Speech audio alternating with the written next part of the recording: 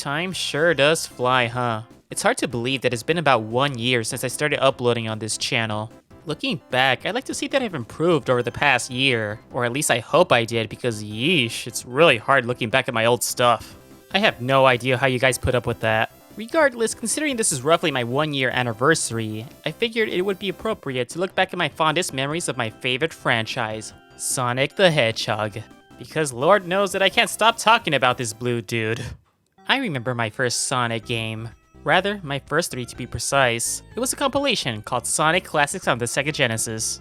It had Sonic 1, 2, and the GOAT Dr. Robotnik's Mean Bean Machine. I already went over what I thought about the first 2 in previous videos. But in short, I thought these games were great. They're tough as hell and have plenty of issues. But they're probably one of the main reasons why I fell in love with video games in the first place. Dr. Robotnik's Mean Bean Machine, on the other hand, kicked my ass. This game was hard. Felt so different compared to the previous 2.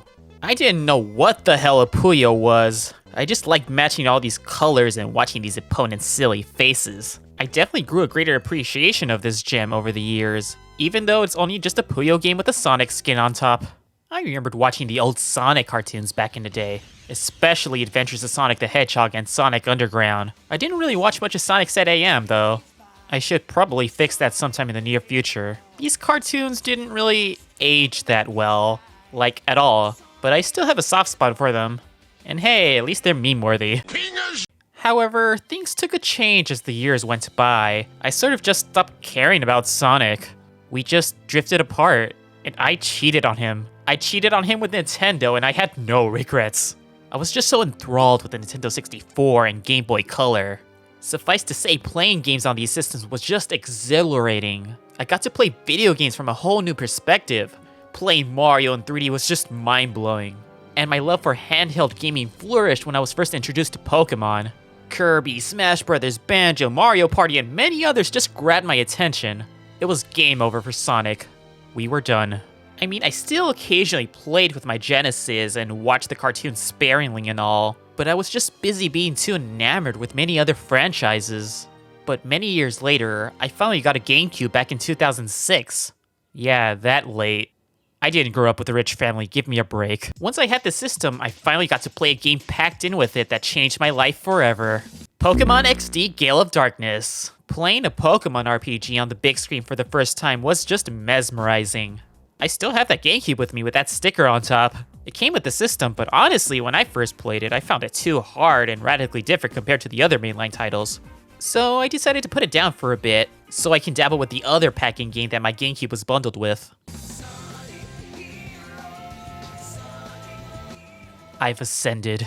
Oh my goodness, I fell in love with this game. The speed, colorful environments, huge cast, vibrant levels, and fun gameplay. I just couldn't get enough of this game. It's like the Sonic that I remembered from when I was a kid, except it was all in 3D. Sure, the game has its flaws and frustrating moments, and the controls aren't perfect, far from it, but this game reminded me of why I fell in love with Sonic in the first place. This marked my return to the franchise, and I never left ever since. Baby, I'm home. It was so surreal at first. My knowledge of the franchise at this point was really limited. I've only really known about Sonic, Tails, and Dr. Robotnik before then. I didn't play Sonic 3, so I didn't know who the heck Knuckles was, or even knew about other characters like Shadow, Amy, Big, or the Chaotix. But seeing and playing with all of these characters and getting to learn more about each and every one of them was an experience I'll never forget. I was hungry for more Sonic, so I decided like any other sensible person would do, and buy myself a copy of Shadow the Hedgehog. Yeah.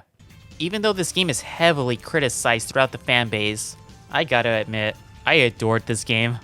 What? Sure, there was a drastic shift of tone here, but my lack of history of the franchise at this point really benefited me. I didn't have the emotional baggage or nostalgia of the previous installments. This was just simply another Sonic game starring one of my favorite characters. So of course at the time I was ecstatic about playing a game starring him. This game was far from perfect. It has many issues, to put it lightly. But I won't lie, blazing through these levels and taking alternative story routes was just a blast. Who needs Call of Duty or Halo? I've got Shadow the f***ing Hedgehog. That sounded cooler in my head. I understand why people dislike and loathe this game. but I just can't deny how much fun I've had experiencing it for the first time. There was just so much replayability here. There's hundreds of different scenarios and paths you can take during the story mode, even though these decisions mean nothing at the end of the day. The concept was interesting, especially as a child. One day, I'll probably complete every route, mark my words. Shortly afterwards, I got myself a copy of Sonic Riders. Now, I haven't played Mario Kart as much when I was younger. I dabbled with it mostly through renting it, but this was truly my first time being invested in a racing game. What I like about this game compared to many others is that the fact that this game has style. Racing at high speeds and seeing this beautiful art style was truly a sight to behold. But my god, this game had a really high difficulty curve. I struggled so much throughout the story mode. However, overall, this was just a thrill ride. Mastering the game's mechanics, laughing at the Babylon Rogues' antics, and the countless hours I spent on the fun multiplayer and mission modes really put this game high up there on top for me. In my opinion, this title is severely underrated. It's criminally short, but it definitely was a fun experience to me, as someone who hadn't really played much Mario Kart at this point. This was my racing game. After that, I received Sonic Adventure DX and Sonic Adventure 2 Battle as a gift. And my goodness, the content present here was extraordinary. Multiple playable characters, storylines, amazing soundtracks, and the feel of these games was almost perfect in my eyes. I loved exploring and playing through each of these levels. And I didn't even mind the shooting or treasure hunting stages, and I even enjoyed the fishing, as controversial as it was. Also, the fact that I can unlock Game Gear games in SA1 has really motivated me in collecting every emblem. Granted, most of them were really difficult and tedious as all hell, but it was a really cool incentive, and it helped introduce me to Sonic's early handheld adventures. Most of them are still trash though. Completing all these games was hard as hell. Especially trying to get all A's in SA2, but the experience was really rewarding. And how could I forget the countless hours I've sunk into the Chao Gardens? Watching my Chao grow, evolve, and compete in races and karate made me really attached to them. It was like raising a child of my own. Too bad my memory card got wiped years later. Rest in peace, my babies. You'll never be forgotten. I also dabbled with the Sonic games on Game Boy Advanced, particularly Sonic Advance 3.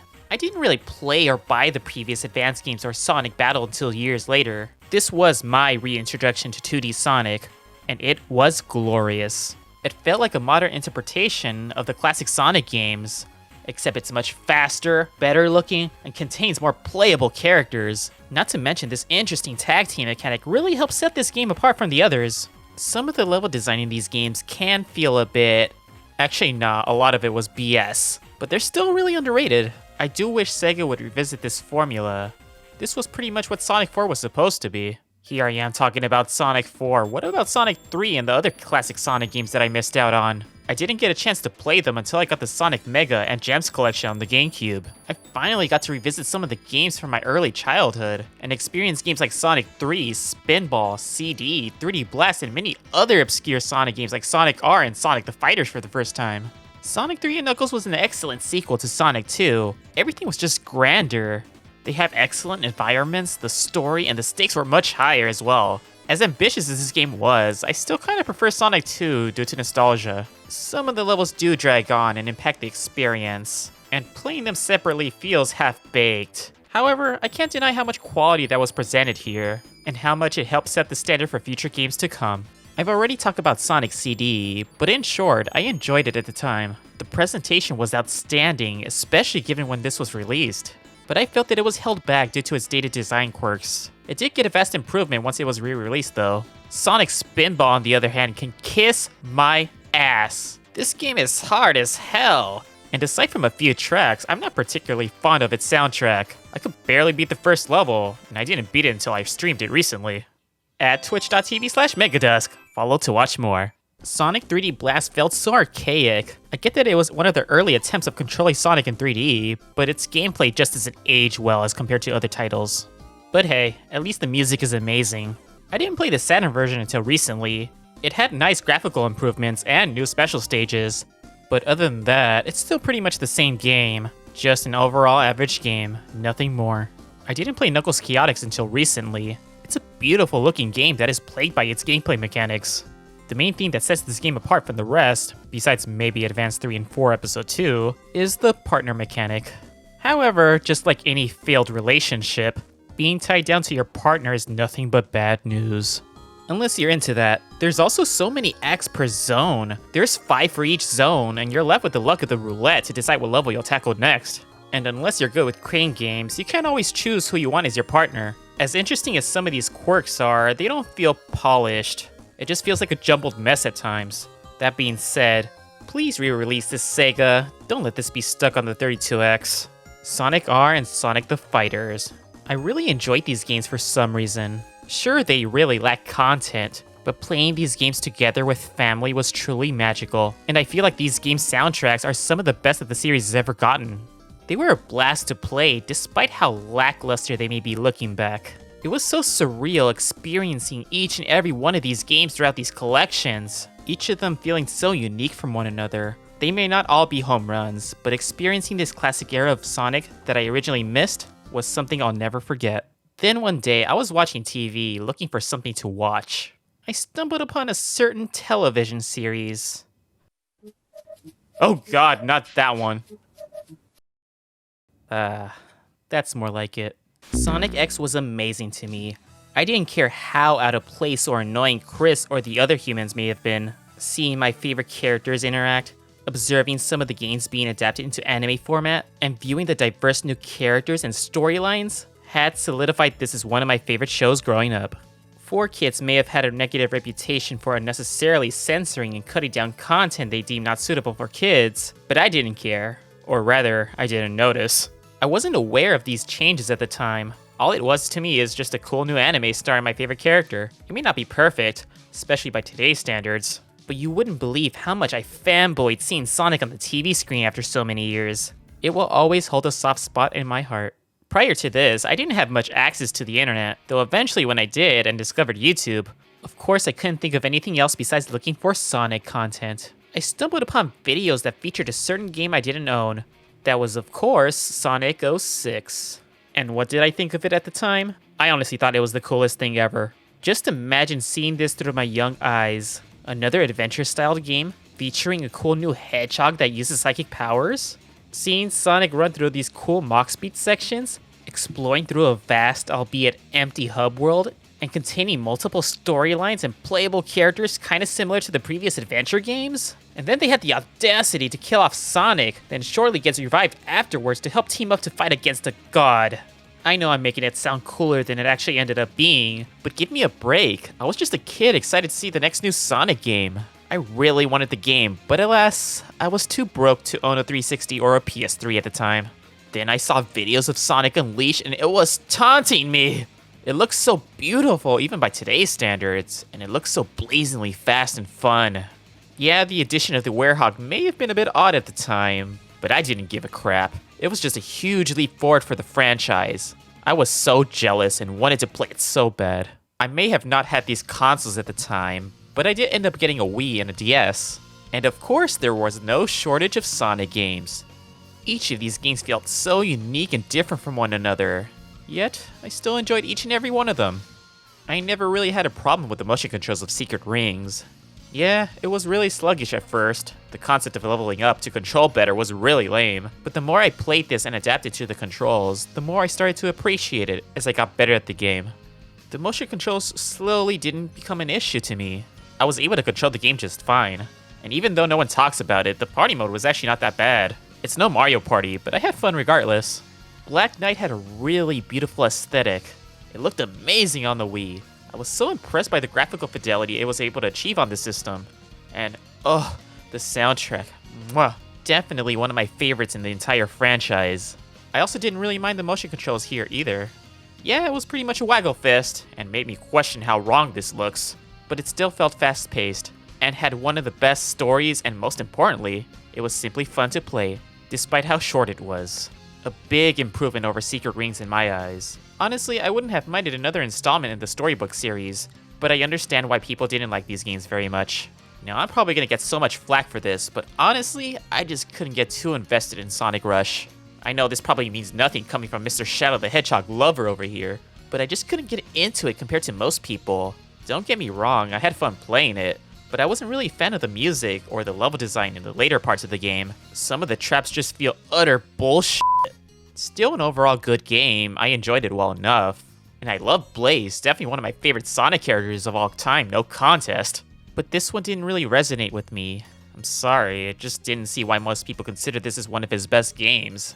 I'll probably go into a deeper dive on why I feel this way in a video sometime in the future. But hey, who knows? Maybe I'll warm up to it more by then. Rush Adventure, on the other hand, was a big improvement in my eyes. I loved the game's setting. Exploring the sea was a blast. Kind of reminded me of Wind Waker. I vastly preferred the levels and music here over the original Sonic Rush. And I thought the minigames were pretty fun. I enjoyed the variety this game had to offer. Sure, the material grounding was really out of place for a Sonic game, but I enjoyed replaying these levels, so I didn't mind it as much. Even though it's really similar to Rush, I just felt more engaged with this game and just preferred overall. Also, Marine wasn't that bad. Get over it. I didn't play many RPGs at the time that weren't Pokemon, but I still had a good time with Sonic Chronicles. Gasp, I know. I found it pretty harmless. I liked the story and character interactions. I also enjoyed the combat, but my gosh, the graphics look so bad here, and what the hell happened to the soundtrack? Sonic Rush and Rush Adventure didn't look or sound this bad. Sometimes. These comic strip cutscenes look really cool. Why couldn't they do more of that? The story had promise, but I just didn't like that it ended in a cliffhanger. And I'm just gonna be honest here. Despite how lackluster it was, I think I liked more songs here than I did in Sonic Rush. Oops, did I just say that? I'm probably gonna get cancelled for this, but I don't care. I said what I said. Sonic Riders Zero Gravity was an alright game. It wasn't nearly as memorable as the original in my opinion. The anti-gravity mechanics were a neat concept, and the music was great, but I just feel like they didn't flesh out their ideas to their fullest extent. It felt underutilized. The story and environments were pretty forgettable, but other than having a banging soundtrack, the game just didn't grab me as much as the first Sonic Riders did. Sonic 4 Episode 1 was such a guilty pleasure of mine. A lot of purists hated it, but as someone who didn't have the deep emotional attachment of the classics, I actually didn't mind the change. Yeah, the physics aren't great, and the levels are blatant rehashes of older zones, but the pick up and play nature of this game really got me addicted to it.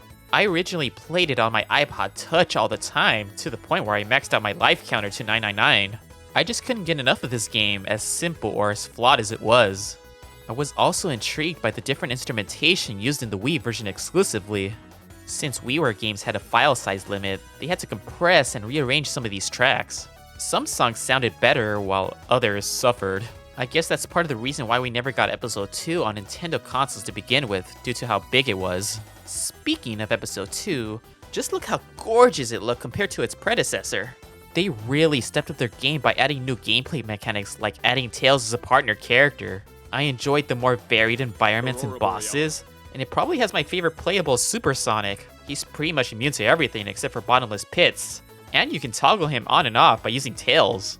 This all sounds great, but unfortunately, this game hasn't captivated me compared to Episode 1. I don't know, maybe it's due to how much these levels and bosses drag on. Their use of lock-on technology was also disappointing. You can only play as 4 levels from the first game as Metal Sonic.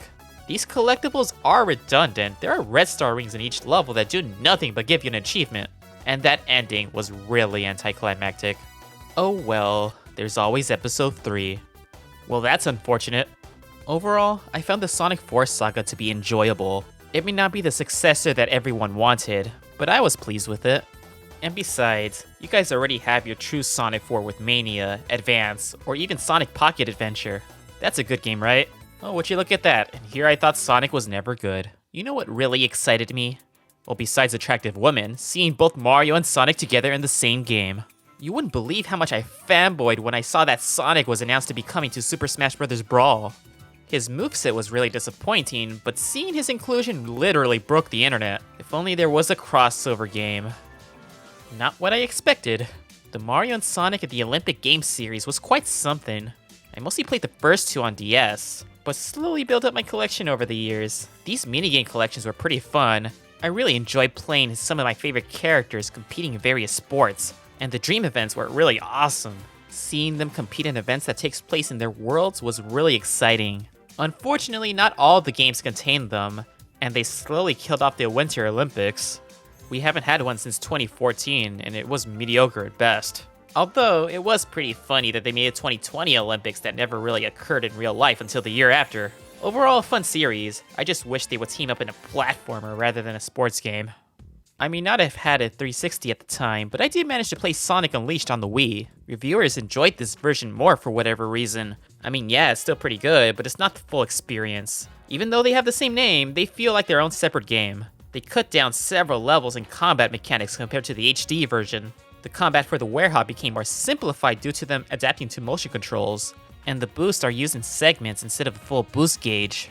Different and watered down as this port may be, there are some highlights. There's no required medal collecting, or hub worlds if you're not into those. That's not to say this game is bad. There were some cool ideas that I wish were used in the other version, like these Gaia Temple puzzles or some of these unique level designs, but I still wished I played the 360 version instead, though this was still an enjoyable time. However, later we got a Sonic game that changed everything, and that was of course, Sonic Colors. And my gosh, this game was a great experience. This was the first time I got to hear the new voice actors in action. Honestly, I didn't find it jarring. Maybe it's because I came into the franchise pretty late, so I was pretty used to hearing different voices for these characters. The game itself was a thrill ride, fitting since this takes place in an amusement park. The Wisps were a fun gameplay mechanic, the music and environments were spectacular, and best of all, it consisted entirely of the gameplay from the daytime stages from Sonic Unleashed. No more watered down ports. This in itself was the boost formula in all its glory. The story and writing definitely took a downturn, and the length is really short, but this game was the definition of quality. Too bad its remastered version suffered with so many issues at launch. However, the DS version was simply amazing. Out of the whole Rush trilogy, this was definitely my favorite. The level design was really great, they implemented modern Sonic's moveset here, and it had a lot of content, a lot of which I wished was in the Wii version as well. This era of Sonic to me was a lot of fun. The games just couldn't stop coming. But years later, I finally got to own an Xbox 360 and experience the next evolution of Sonic. Oh, Sonic 06. For years, I've yearned to play you. So what did I ultimately think about it? I thought it was enjoyable. Are you really that surprised? It's pretty obvious by now that I'm really easy to please. This game was the closest to Sonic Adventure 3 that we've ever gotten, minus the Chow Garden. But of course, as you all may know, this game has had a really negative reputation. Now, I'm not excusing all these games' issues, of course not. I understand that it was a jumbled mess. The story was all over the place, the frame rate and level design was inconsistent, and there are many tedious and frustrating moments in here. But none of that mattered to me. I was just simply having fun. I did not encounter or notice most of these issues. Listen, it's nowhere near my favorite Sonic game. I'm not forgiving this game's numerous shortcomings. This game was rushed as all hell, and its reception is well justified. However, the amount of fun I've had messing around, exploring and playing as each character for countless hours cannot be ignored. This game was kind of charming in a weird way. Can't really explain it. It's no Sonic Heroes, SA1 or SA2, but I enjoyed the variety of playstyles and openness of the game. It may be a buggy mess, but it was my buggy mess. And I have no shame in admitting that I enjoyed my time playing through this. Finally, after many years, I got to play Sonic Unleashed. And wow, to this day, I still think this game looks so beautiful. It was a major upgrade over the Wii version. Sure, it suffered from performance issues, and it didn't get any better until they released the Series X. And the medal collecting can be pretty tedious, but I didn't care. I love my collectathons, so this didn't bother me. This game is special. The quality just feels astronomical. I enjoyed playing as the Werehog, exploring this world, interacting with these characters, and blazing through the daytime stages. This truly was the next evolution for modern Sonic. Sonic Freeriders was out around the time I got my 360, but to this day I still never played it. I just recently bought a copy, but I still need to connect to play it. Haven't really heard much good things about it though. But I'll be the judge of that whenever I get to it one day. Sonic and Sega All-Stars Racing and Transform were a couple of fun kart racers that I spent many hours with. The huge cast of Sega characters, the settings, and the fun modes and online play really put this game on top when it comes to racing games. And honestly, I probably prefer these over Mario Kart. It feels like it requires more skill rather than luck. And not to mention, it has some of the best announcers from any video game. These are truly some of the best Sonic racing games. Then Sonic Generations came along and wow, This was the game that truly drove me to getting a 360 the most. Seeing some of my favorite stages being reimagined, and the amount of fan service present here was really something special. In retrospect, this game wasn't anything too original, but it didn't need to be. It was a grand celebration over this franchise's history. It felt like the series was culminating to this moment.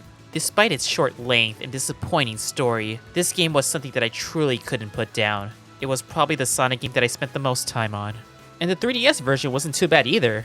I didn't like how they copy and pasted some of the classic levels, and wish they used more zones from Sonic's handheld era, and making modern Sonic in 2D for some reason. I still think this was a really fun time, and it's definitely still one of my most played 3DS games. Anyway, as the years went on, more and more Sonic games got released. I eventually got a Vita, and that's where I first got introduced with the Sonic Rivals series.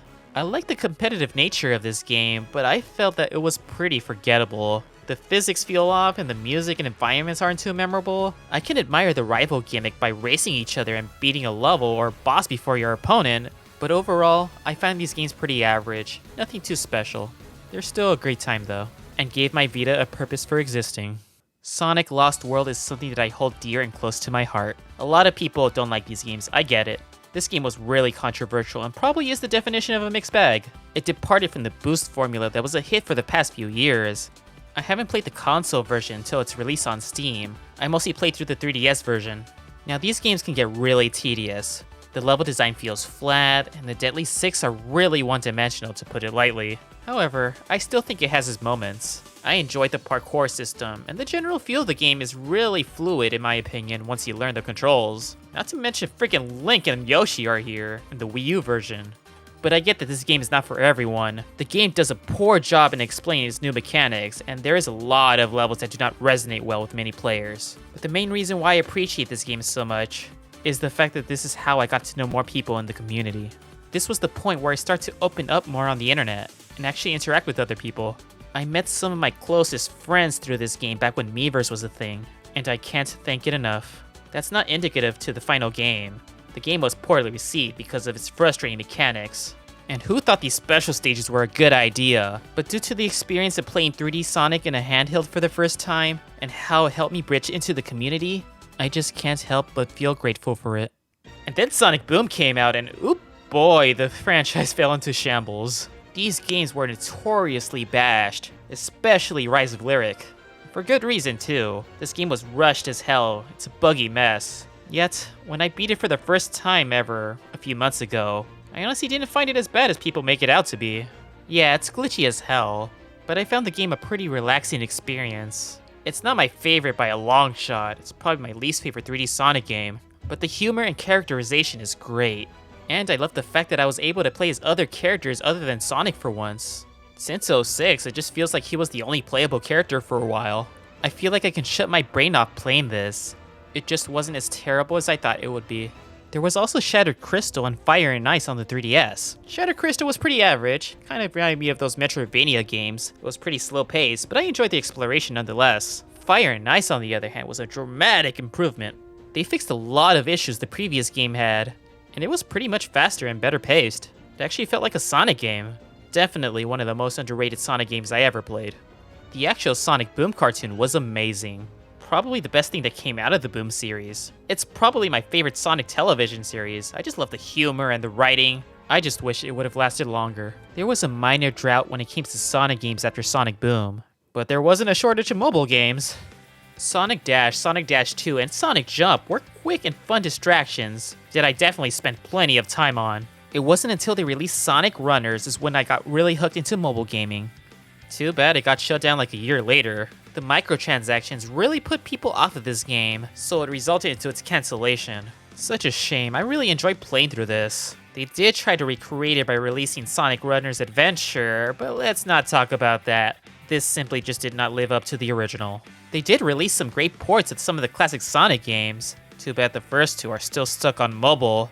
Still waiting on Sonic Origins. Speaking of classic Sonic, Sonic Mania was definitely a love letter to classic Sonic fans. It was an amazing experience. But as weird as it sounds, I just kinda got fatigued with this game pretty quickly.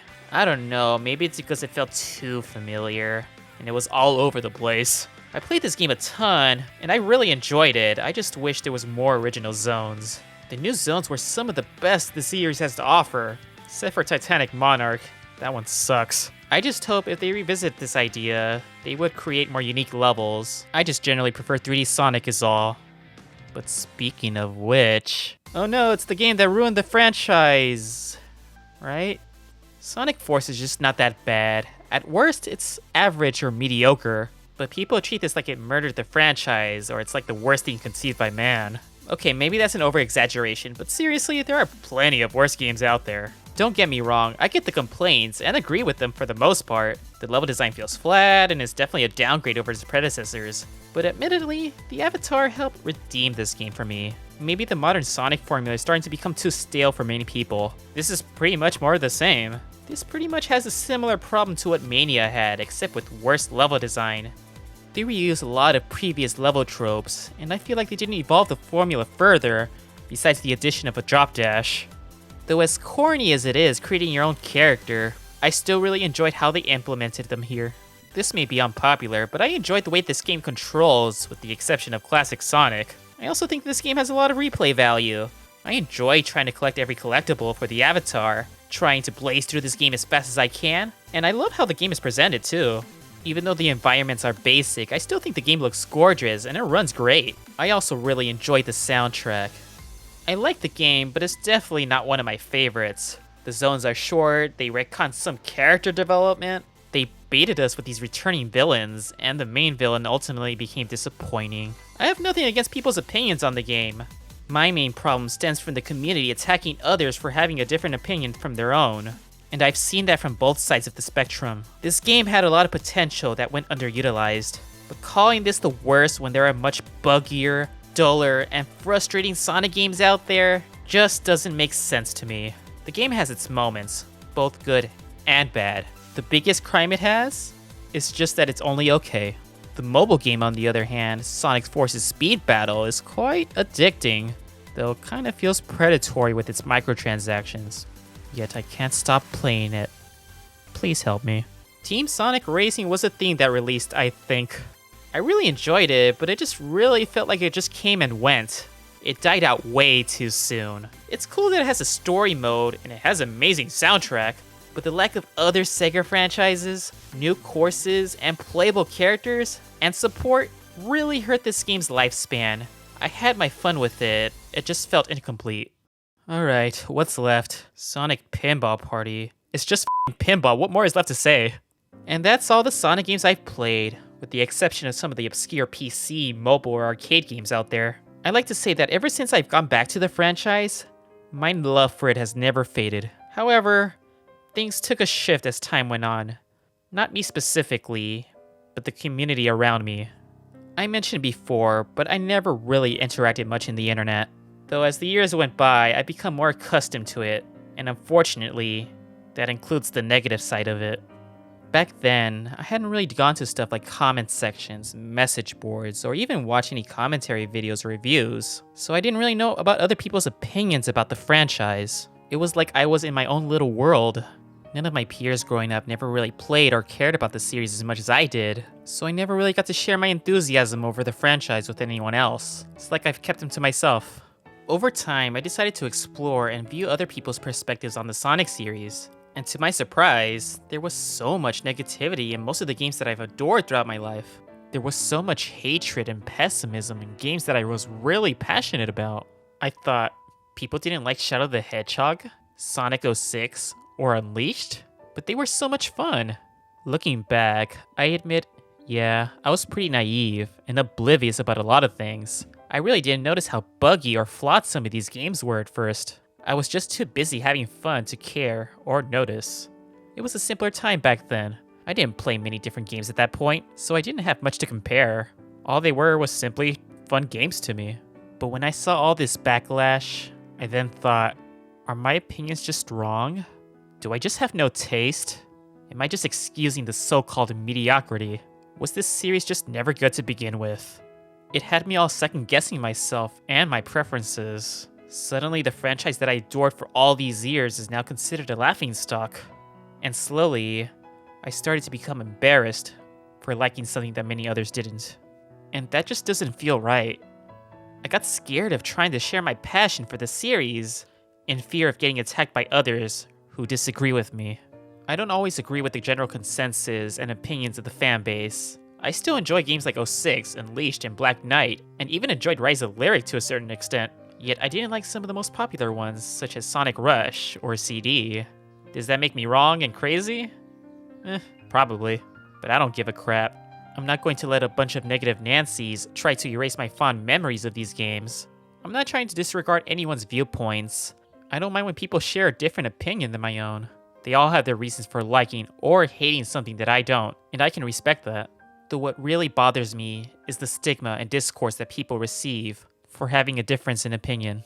I don't normally interact with many people online, but you won't believe the amount of times I've seen people getting harassed by disagreeing with the general consensus. The toxicity that people express when someone expresses an opinion that doesn't coincide with the vast majority is just shameful. You rarely see anyone defend games like Sonic Forces because they are afraid of the backlash from the detractors that love to remind everyone that this game is terrible. Or saying that you don't like something like Sonic Mania or SA2 and get bashed by the game's biggest fans, instead of, sharing what you love about it, or maybe just having a civil argument against it. Unfortunately, interactions like this can be a rarity. People just like to jump on the underdog and feel like their opinions are superior than everyone else's. A pet peeve of mine is when people say that something is objectively bad. It just makes it sound like if you're enjoying something considered terrible, then that means you're wrong, or you're a shill, or have terrible taste. And that's just not okay. And why should we call something we unironically enjoy a guilty pleasure? You shouldn't feel guilty for showing love or appreciation of something you enjoy. You shouldn't feel embarrassed for liking something that many others don't. Do not let anyone take that enjoyment away from you. For the record, it's fine to criticize and complain. I'm not saying you shouldn't. But at the end of the day, it's only a game about a fictional character. Is it really worth your energy complaining or hating on something for years on end? I feel like after a certain point, it feels like an obsession, and that isn't healthy. There are plenty of worse games out there that make many of these games look like masterpieces. Hate is a strong word. I've never really hated a game. Sure, I found some games boring or tedious, but I never get to a point where I'd say I hate it. I don't know about you, but if there's something that I don't like, I generally avoid it. Why not just practice saying this just isn't for me, and just respect each other's opinions and just move on? I'll continue to play and enjoy the games that I love, but I'll still acknowledge the flaws that they have. My favorite Sonic game is Heroes, and that game is definitely flawed. No game is perfect. Just don't judge anyone who disagrees with you.